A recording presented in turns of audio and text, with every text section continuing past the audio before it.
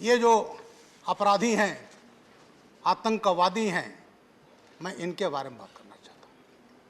महोदय, मैं कुछ घटनाओं का जिक्र करना चाहूँगा और उसमें किस तरह से इस देश को टेरराइज किया गया। मैं उत्तर प्रदेश में सेवा में था।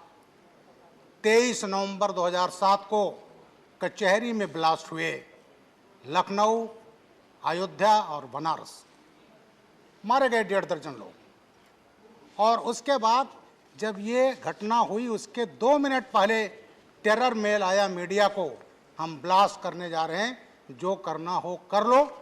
और उस टेरर मेल में ये भी कहा गया कि हमने श्रमजीवी ब्लास्ट किया है, हमने दिल्ली ब्लास्ट किया है, सरोजनी नगर ब्लास्ट किया है। उसी घटना में और बॉम्बे में सीरियल ब्लास्ट हुआ था 11 जुलाई 2006, जिसमें 209 लोग मारे गए थे। महोदय, ये ऐसी घटना थी जिसने हिला कर रख दिया था। और वो टेरर मेल लिखित में आया और उससे पूरे देश को हिलाने का प्रयास किया गया। अभी मैं अपने कुछ मित्रों का सुन रहा था और ये कहा जा रहा था कि साहब इसका मिसयूज होगा। महोदय, उस पार्टी को कहने का हक नहीं है जो आतंकवादियों के 15 केसेज उत्तर प्रदेश में वापस लेती है। कोई हक नहीं है उनको कहने का। महोदय, मैं उसका भुक्तभोगी हूँ। आज पार्लियामेंट में खड़ा हूँ। मैंने कभी नहीं सोचा था कि मुझे मौका मिलेगा, लेकिन आज मौका मिलेगा। आज मैं बोलूँगा उस पर और तथ्यों पर बोलूँगा। महोदय, उस कचहरी ब्लास्ट केस में हमने गिरफ्तार किया आतंकवादी। 18 मई 2013 को वो आतंकवादी लखनऊ से गए थे फैजाबाद। कोर्ट्स में ट्रायल के बाद लौट रहे थे, एक को लू लग गई। खालिद मुजाहिद फौजी का आतंकवादी, और बाराबंकी आते आते डेथ हो गई। मैं उस समय डायरेक्टर जनरल सिविल डिफेंस था, डीजीपी के पद से हटा दिया गया था और उस पार्टी में समाजवादी पार्टी की सरकार थी। मेरे खिलाफ बाराबंकी कोतवाली में 19 मई 2013 को मर्डर का मुकदमा कायम किया गया था मेरे खिलाफ। और मेरे साथ जो डीजी थे रिटायर्ड विक्रम सिंह, जी हाँ, ये जरा सुनने का मादा भी रखिए साहब। और वो जो मुकदमा कायम किया गया, जेल भेजने का प्रयास किया गया मुझे। क्या था? तुष्टीकरण के राजनीति, ब्रजलाल को जेल भेज दो तो एक पर्टिकुलर कम्युनिटी का वोट पूरा पूरा मिल जाएगा। ये चीजें हुई। और वो पार्टी जिसने सीआरपी केस हुआ था, वो घटना मैं ही था उस समय प्रदेश का एडीजी लॉ एंड ऑर्डर।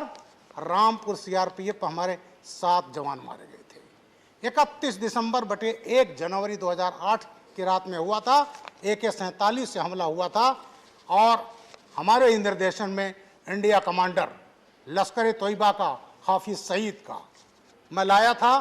दोनों पाकिस्तानी फिदाइन, मोहम्मद फारूक, इमरान, लोकल मैन, और ला करके हमने चार्जशीट लगाई। RDX मिला, AK-47 मिला। और वो जो समाजवादी पार्टी सरकार आई तो उस केस को भी वापस लिया गया। मैं हाई कोर्ट इलाहाबाद को मैं सलाम करता हूं। हाई कोर्ट ने जानते क्या कहा था? महोदय, आप कौन होते हैं केस वापस लेने वाले? आप कौन कह रहे हैं कि निर्दोष है? दोषी और निर्दोष तय करेगा कोर्ट। और इलाहाबाद हाई कोर्ट का एक कमेंट था कि आज आप केस वापस ले रहे हो, कल को उनको पद्म विभूषण दे दोगे। ये इलाहाबाद हाई कोर्ट का था। और वो सीआरपीएफ अटैक का केस जो सरकार ने वापस लिया था, उसमें 4 को फांसी की सजा हो गई, 1 को आजीवन कारावास हो गया, 1 को 10 साल। तो महोदय, ये जो बात करते हैं कि दुरुपयोग होगा, फला होगा, इनको ये दुरुपयोग और सदुपयोग कहने का कोई हक नहीं है। तो ये जो टेक्नोलॉजी बढ़ी तो ऐसे उसकी ज़रूरत थी। क्योंकि अभी मैं देख रहा था, एक साहब ने कहा कि बड़ा दुरुपयोग होगा दिल्ली के। महोदय, इसमें कुछ ऐसी पार्टियां हैं जिन्होंने याकूब मेमन और अफजल गुरु को फांसी जब सजा दी गई तो उस फांसी को सजा को रोकने के लिए रात में सुप्रीम कोर्ट का दरवाजा खटखटाया गया। वो पार्टियां आज का कह रही है दुरुपयोग होगा।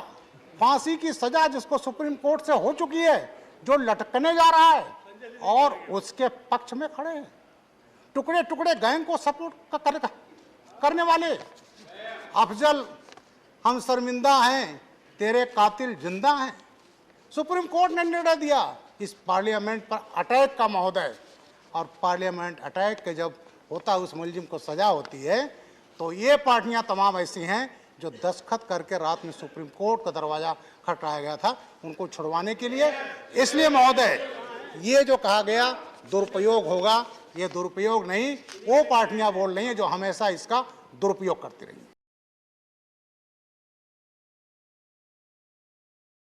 देश बनता है अपने नागरिकों से, ऐसे नागरिक जो अधिकार के साथ कर्तव्य पर भी ध्यान दें, जो सच्चाई का आदर करें लेकिन असत्य से लड़ना भी सीखें, जो सिर्फ जानकार न बने बल्कि जागरूक भी रहें। इस काम में TV9 डिजिटल है आपका मददगार लगातार, ताकि आप भीड़ का हिस्सा न बने बल्कि राह दिखाएं भीड़ को।